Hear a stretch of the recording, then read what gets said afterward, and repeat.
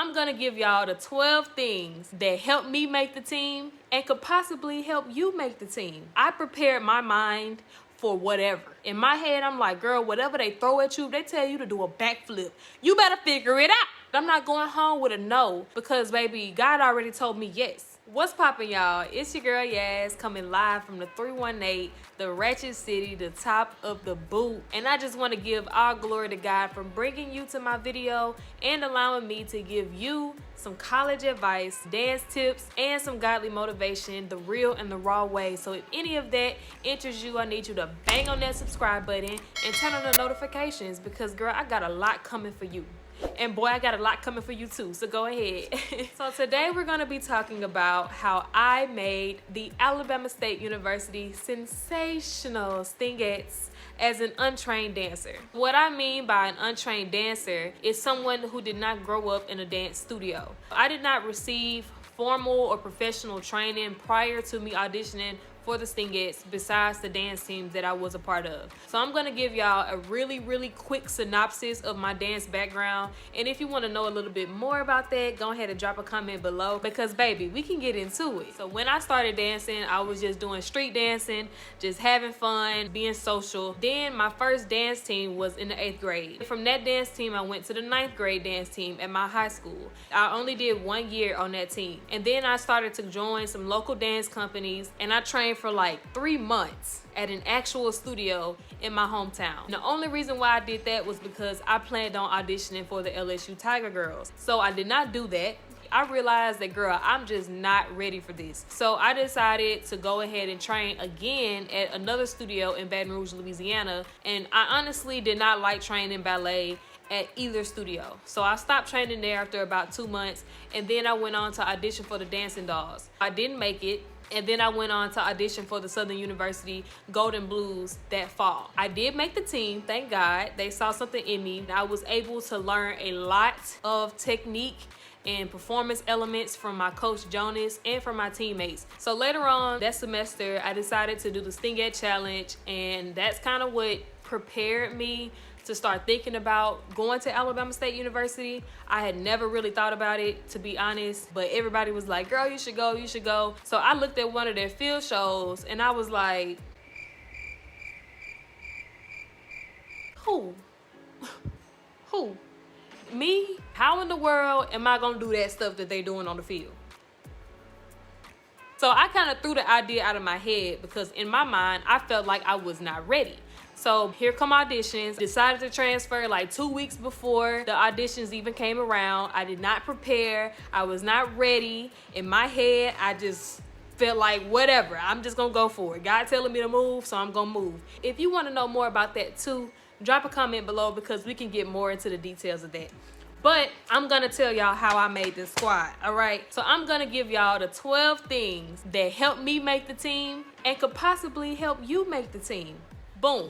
Auditions. I had no idea what to expect. Auditions are so vigorous and so nerve-wracking, and this is exactly what the Stingette audition was like. It was probably the most intense audition experience I've ever in my life have gone through, but I prepared my mind for whatever. In my head, I'm like, girl, whatever they throw at you, if they tell you to do a backflip, you better figure it out. I'm not going home with a no because, baby, God already told me yes. So that's number 1. Be faithful in what God has told you. It doesn't matter if you are the least trained person in that room. He will give you space to do what he has told you to do. Number 2, queens, focus on yourself. Do not get comparisons in your head because comparison is the thief of joy. I'm telling you, that will instantly drop your confidence, and you don't want to do that. And that goes into my next point. Number 3, be confident in yourself. So I knew my strong suit was energy and performance. It doesn't matter if somebody else is doing the movement better than I am. I'm going to worry about myself and I'm going to be confident in what I have. So if I'm going to stand there like this in your face and show you how pretty I am and how confident I can be, I'm going to put that forward because that's what I'm bringing to the table. Number 4, fake it until you make it. Some of those movements that were in that routine, the way that they were combined, I'm like, I have never done a movement like this, after this, between this, on top of this. Never did it, but I'm gonna make it look like I have. okay? This also flows into my number 5. Ask questions. I'm really, really big on details, so I ask a lot of questions. Just don't do too much. Hey, I ain't gonna lie, I did a little bit too much.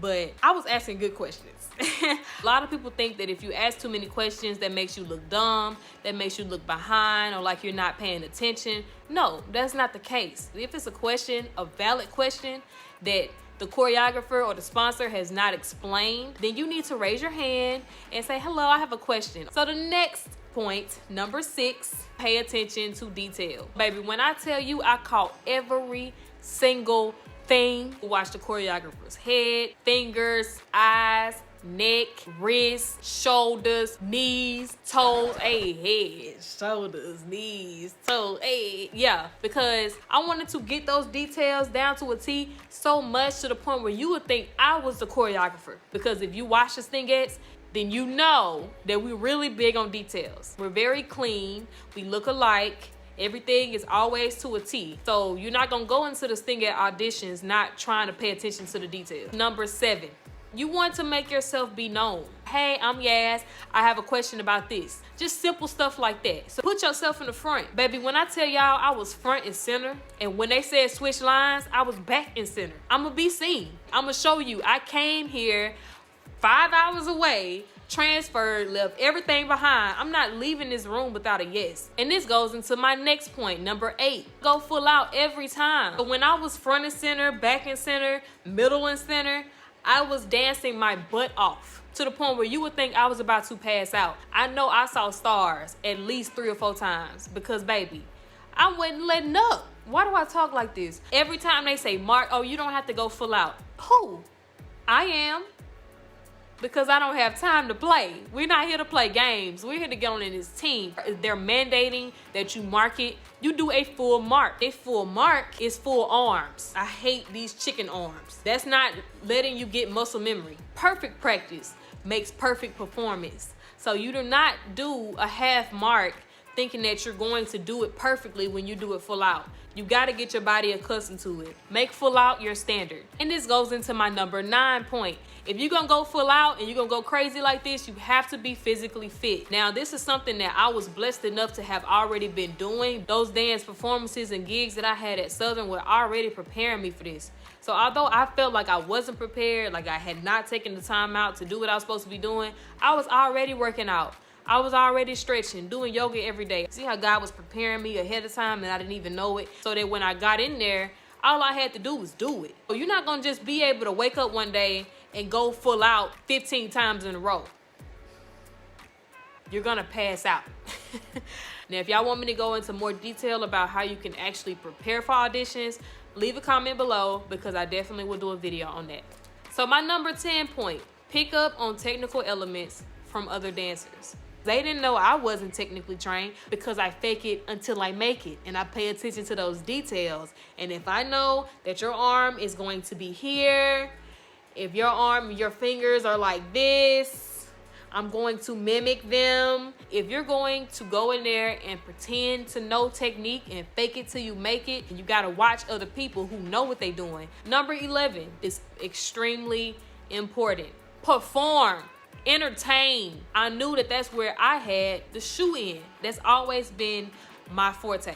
If I can't do nothing else, I can perform this routine. And because I've been practicing so hard and I've been doing it full out and I've made it muscle memory, I can execute it. Not only can I execute it, I can perform it. Not only can I perform it, I can be confident in it. Not only am I confident in it, I got the details too. So there's no way that you turning me around. You have to dance big.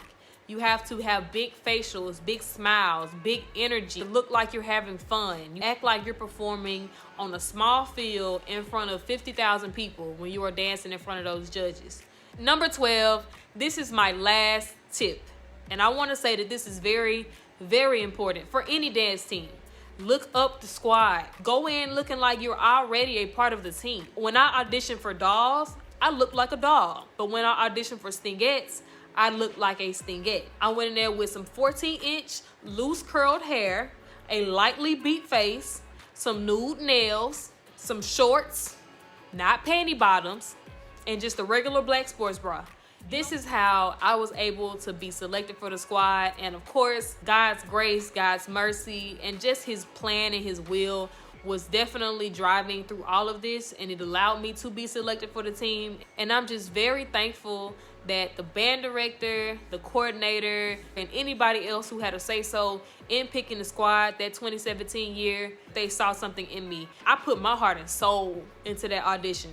You don't have to have all the technique in the world to be on the squad, and I hope that I am a living testament to this, and that this video inspired you and gave you some valuable knowledge on how you too can make the squad even if you're not trained. Go ahead and let me know if there's anything else y'all want to know. I will be coming back with more videos each week. I really love y'all. Peace out. Mwah.